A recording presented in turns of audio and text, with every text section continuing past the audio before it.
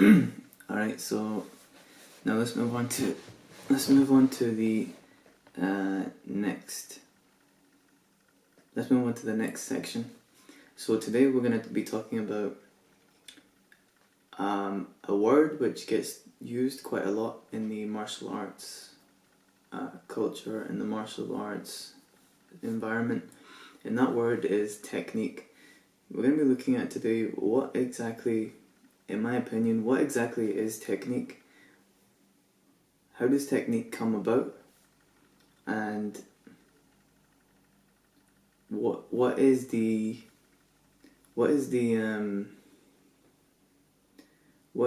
pros and cons to a technique-based system or a technique-based style of learning martial arts? So to begin, we answer the question, what is technique? To me, technique refers to a solution which is created for a specific combative problem. So, for example, what's something really basic? A jab. A jab is a technique. Now, the jab is a solution for a specific problem. Somebody back in the day, thousands of years ago, whenever, in his mind, maybe subconsciously, he had the problem, he was in a fight. How do I hit this other person in such a way, using my front hand, in such a way that I am still in balance, that's quick, and that is hard to block, that will get to my target in a straight line, but won't put me out of position. So a jab answers that question, and the jab provides a solution for that problem. So what is another example of this would be the rear naked choke. So the rear naked choke is, we could say the rear naked choke is the solution to the following problem, which is based on another principle. And eventually we're going to come to actually breaking down the individual principles themselves and looking at them each in turn, inshallah. But so the principle which this question is based on is the principle of constriction, of squeezing. Constriction means to squeeze like a snake, like an anaconda or a python, the way that they squeeze their catch to suffocate it. That's constriction. So the question is, okay, so the principle is all chokes, every single choke works by constriction. Every single choking technique works by way of constriction. It works by way of squeezing. So the question is, how do we apply this principle to an opponent when we are behind that opponent and perhaps that opponent is larger than we are? So the solution becomes, okay, we can't really grab him like this. Maybe he'll grab our hands away. Maybe, and this is just my own, hypothetical, but maybe we can't really grab him like this. This is kind of good, but maybe it was difficult. You can't really choke someone with this force here, because maybe he can pull it away. But just this force is not that great. But what if we apply this? Okay, now we have something with which to choke the opponent here. And let me actually say a side point, because it's extremely important. This isn't like some kind of just random technique blog where you come in and you learn and then you learn how to choke someone, and then you like say to your friend, here, come here and let me choke you on it. Choking techniques, and this is why I was kind of hesitating when I was describing the principle. Choking techniques are extremely dangerous. People have died, people have killed other people using these techniques. People have killed their friends, their cousins using these techniques, not knowing how to use them. So this isn't a joke, or this isn't some kind of game. A choke is an extremely dangerous thing, as are all of the potential techniques in martial arts. So please don't play around with this stuff.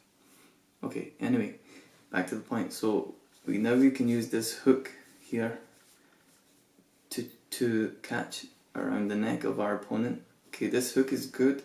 It allows us to apply the choke using our back muscles and using our body. Again, I'm not an expert, but using our back muscles and our body, along with the upward motion of the arm itself, which is a very tight choke. You can actually choke someone just with one arm. Okay, but by itself, this isn't enough, because if our opponent is bigger than us, he can simply just grab our hand and rip it away using his two hands, and obviously the choke is not applied.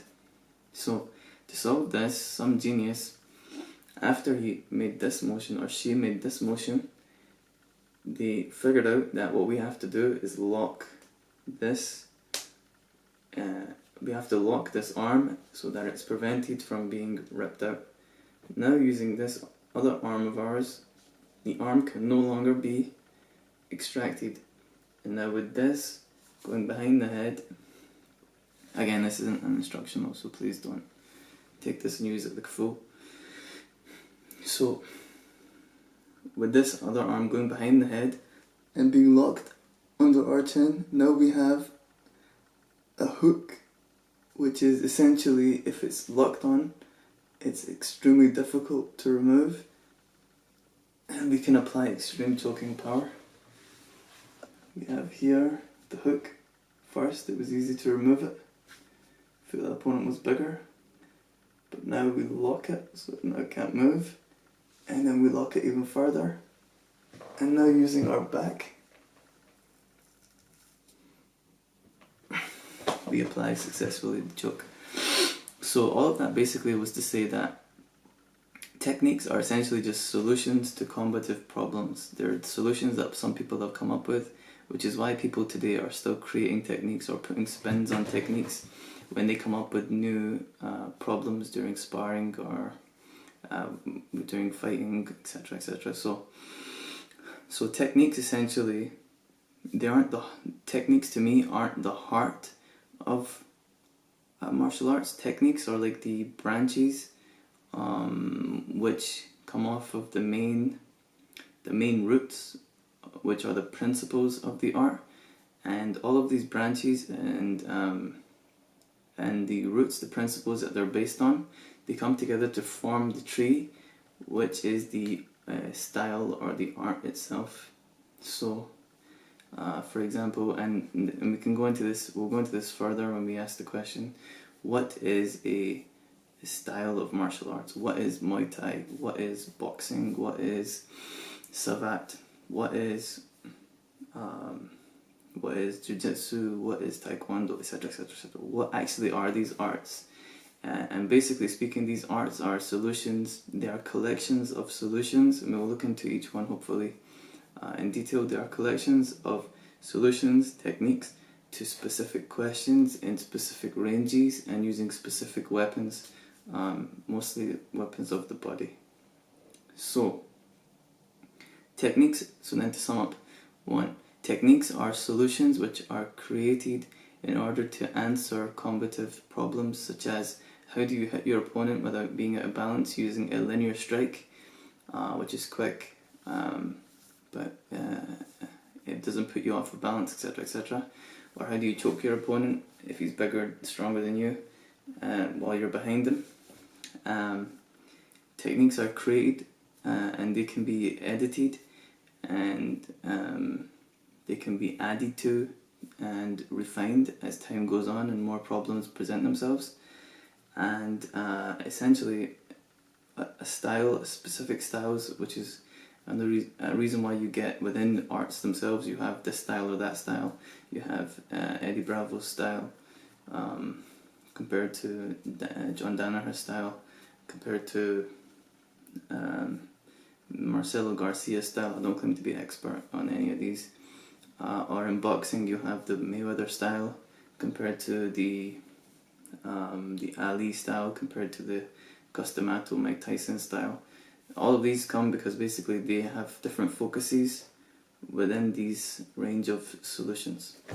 So, key takeaways for us is, or one of the key takeaways for us is, again on this idea about independence, again on this idea about martial arts being something which isn't just static. It's not just something someone gives to you as a whole and as a whole and complete product, but basically martial arts is like a living thing, a thing that you yourself can add to and can evolve upon. It's a human activity. So since you're a human being, you can take part in it. But again, before I leave, final thing. Martial arts, the reason we do it is for the protection of the self and of others. Martial arts is for protection of self and protection of others. It's not for harming people, it's not for stealing from them, etc, etc. Anyway, that is what the answer to, at least in my opinion, the answer to what is technique.